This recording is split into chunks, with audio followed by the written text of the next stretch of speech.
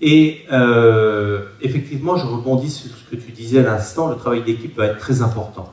On a besoin de libérer notre confiance avec tous nos associés, leur faire confiance, leur permettre de faire des explications. Plus les personnes présentent cette affaire, plus votre équipe va grandir. Ne soyez pas comme une mère poule qui fait toutes les présentations. Vous disiez, mais c'est crevant cette affaire. Ben oui, vous faites tout le boulot. Donc vous êtes en train de faire un mauvais boulot. Hein? Et il ne s'agit pas de travailler plus qu'un autre travail. Il ne s'agit pas de ça. Il s'agit de se démultiplier. D'accord? Ça, on a du mal à intégrer ça. Hein? Et j'en viens, oh, je vais en venir assez rapidement à ce secret pendant que je l'ai en tête, parce que ça me fait partie. Alors, si vous avez des difficultés, par exemple, vous dites, moi c'est difficile à démarrer dans cette affaire parce que j'ai pas d'argent, par exemple.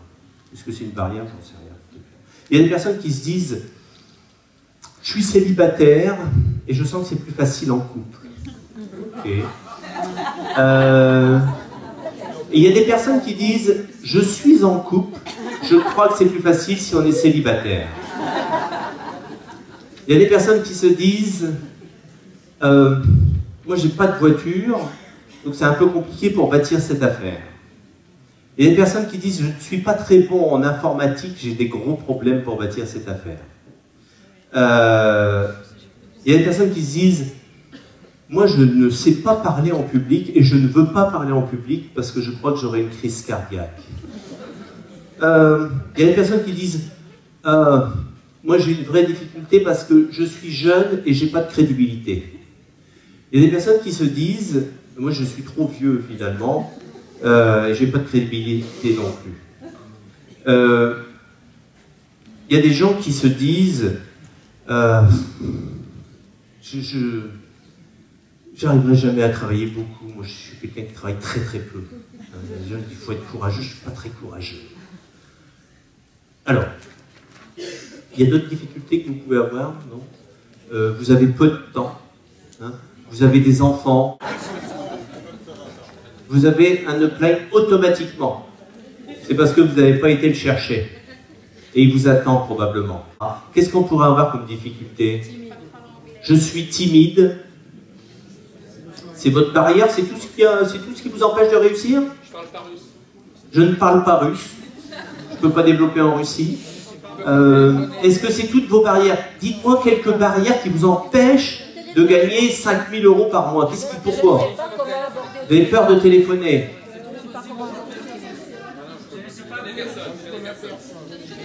Je connais personne.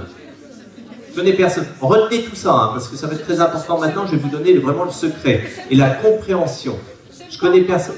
J'aime pas les gens. Non. J'aime pas les cons, c'est ça? Encore pas bien ici. C'est la crise. Ah, j'aime pas les gens qui me disent non. Alors attention, je vais vous donner la solution définitive pour régler tous ces problèmes. On va prendre les premiers que j'ai développés. Hein.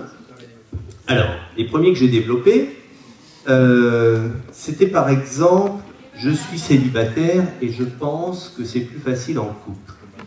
Alors, si vous êtes célibataire et que vous pensez ça, eh bien, démarrez des gens qui sont des couples. Et si vous êtes célibataire et que vous pensez... Non, et si vous êtes en couple et vous pensez que c'est plus facile de développer cette affaire en tant que célibataire, et démarrez des célibataires. Si vous avez un problème et que vous n'avez pas de voiture, ben démarrez des gens qui ont une voiture pour vous emmener. Si vous n'êtes pas très bon en informatique, ben démarrez des gens qui sont à l'aise dans l'informatique. Si vous avez un problème à parler en public, eh bien démarrez des gens qui parlent facilement en public. Si vous êtes jeune et que vous pensez que c'est un problème, mais démarrez des vieux. Et si vous êtes vieux ou vieille et que vous pensez que c'est un problème, mais démarrez des jeunes. Vous allez combler vos faiblesses, en réalité. Et si, par exemple, les dernières choses qu'on disait, si j'aime j'aime pas les noms, hein, les gens qui me disent non. Ben, démarrer des gens qui sont plus à l'aise avec le téléphone. Vous voyez ce que je veux dire? On devrait comprendre ça, parce que ça, c'est de l'humilité. Ben oui, c'est de l'humilité. Parce que d'un seul coup, si vous comprenez ce que je viens de dire, vous venez de comprendre le marketing de réseau. Vous n'avez pas besoin d'avoir toutes ces qualités. Et si vous ne parlez pas russe, ben vous faites comme moi, vous démarrez des gens qui parlent russe, avec Alain, Aline, Yulia, tout ça, etc. D'accord? Est-ce que c'est plus compliqué que ça? Ça s'appelle le marketing de réseau. Démarrer Alain. Voilà, par exemple. C'est la compréhension du marketing de réseau. On n'a pas besoin d'avoir toutes les qualités, on n'a pas besoin de savoir tout ça. Vous devez être intelligent.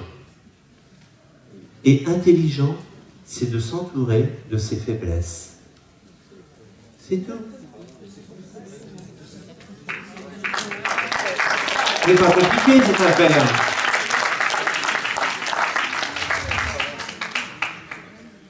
Vous avez compris? Parce que vous n'êtes pas un îlot dans cette affaire. Vous n'êtes pas seul. Il faut vous entourer d'une équipe. Et vous serez récompensé pour ça. Et vous serez plus que récompensé. Alors, j'aimerais également parler un peu des critiques. Hein? Je parle un peu des critiques, c'est sympa. Les gens qui veulent vous critiquer, les gens qui vous attaquent.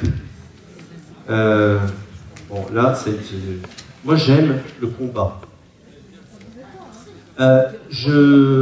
Parfois, souvent, on dit faire attention parce que il faut vraiment se focaliser sur le positif, etc., etc. C'est ce que je fais en permanence. Mais je reste quand même en veille par rapport à mon ennemi et je reste informé.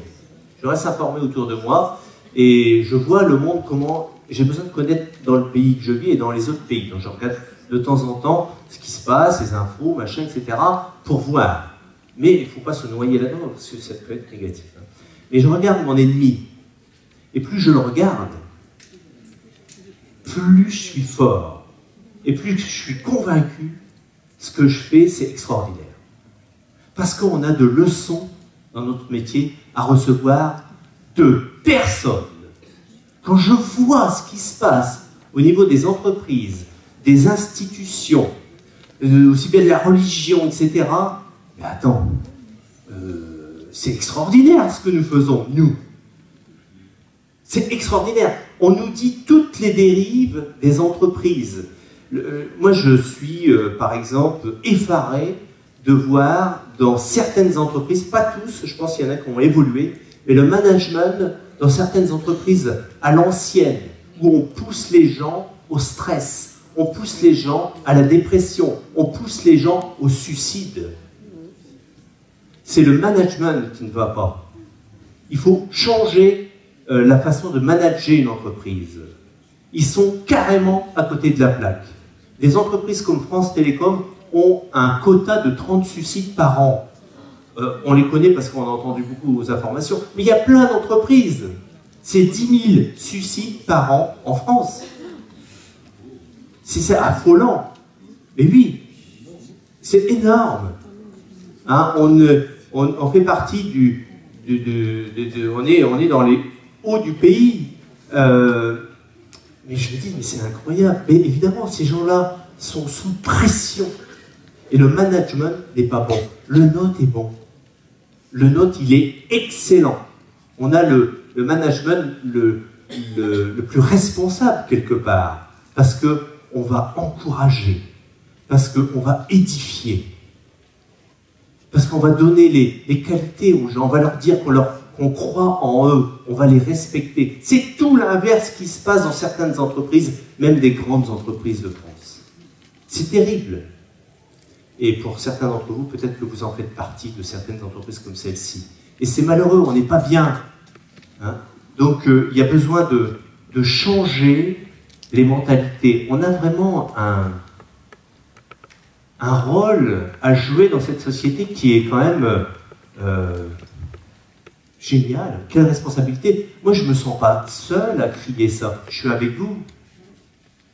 Hein? Et on a besoin d'être des relais dans la société, chacun d'entre nous, pour se battre.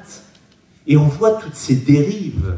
Moi, j'écoute ça, des fois, je me dis, mais attendez, il y a des gens qui viennent dans des VP je veux dire, on m'attaque rarement, des fois j'aimerais un peu plus. Mais je regarde parfois, quand je vois par exemple ce qui se passe dans le milieu, et ça je dénonce, je ne fais pas partie de ce milieu, donc j'y vais, dans le milieu des laboratoires, etc., et c'est à vomir. Hein. Et on est au courant, on ne dit rien. On ne dit rien. J'ai écouté les informations une fois, il y a 15 jours. Enfin, j'ai regardé 2 fois, sur 2 chaînes différentes. Sur 2 chaînes différentes, voilà ce que j'ai entendu. C'est pas moi qui le dis. Ah, bon. Voilà ce qu'il disait, un toubib qui était là. Il disait que sur 50 études cliniques, ils ont démontré que les statines, un produit pour le cholestérol, ne servaient à rien. Pas moi qui le dis. Hein. Et ça a déjà rapporté 300 milliards de revenus pour les labos. Il disait plus que ça que c'était toxique. Et il disait que, et 50 médecins, c'est eux qui le disent, c'est pas moi, dénoncent cette arnaque. 5 millions de Français sont en train de consommer ce médicament en ce moment. France 2, qui balance ça. Diane 35, la pilule qui donne le cancer, ils vont l'arrêter dans 3 mois. On peut encore y aller un peu. Il parlait du Mediator, et il parlait d'une liste noire. Alors je ne suis pas en train de cracher là-dessus parce que à peu près beaucoup, la médecine moderne, etc., nous aide énormément, mais 50% des médicaments sont bons. Et 50%, c'est une liste noire, c'est acheté. Alors, on consomme les moins bons, et puis les autres nous récupèrent un peu, etc., etc. C'est un peu compliqué. Et donc j'écoutais ça, je me dis, mais c'est incroyable ça. Et en plus, sur une autre émission, il disait que, j'avais noté ça aussi, c'était plus de 27% des actes chirurgicaux n'étaient pas nécessaires. Injustifiés. Alors c'est curieux, on a des pays du Nord, par exemple, qui, eux, consomment, des pays du Nord, 50% de médicaments en moins que le français moyen, écoutez bien ça, et ils sont 50% en meilleure forme. Alors je vous parle de ça, je pourrais vous parler aussi de l'alimentaire, ce qu'on nous met dans la nourriture. Oh, c'est bon, ça va aller pour aujourd'hui. Alors, qu'on ne vienne pas nous donner de leçons, hein, de morale, ou de ceci ou de cela. Hein. Et les politiques, pareil. Hein. Je ne sais pas ce qu'ils font entre eux, mais ils se débrouillent entre eux. Hein. D'accord? Pas de leçons de morale qu'on doit recevoir. Donc n'acceptez pas les critiques. N'acceptez pas. Qu'est-ce que vous faites dans la vie? Hein? Qu'est-ce que vous faites dans la vie? Je travaille dans tel domaine, je travaille dans l'alimentaire. Ah. Je travaille dans les labos. Ah. Je suis pharmacien. Ah. On ne dit rien quand c'est comme ça. Donc voilà. Bon. C'est pour vous dire, vous faire rendre compte que nous avons un métier extraordinaire entre les mains. Hein, et que on n'est pas là pour critiquer qui que ce soit, etc. Nous, on est là pour améliorer notre société, tout simplement.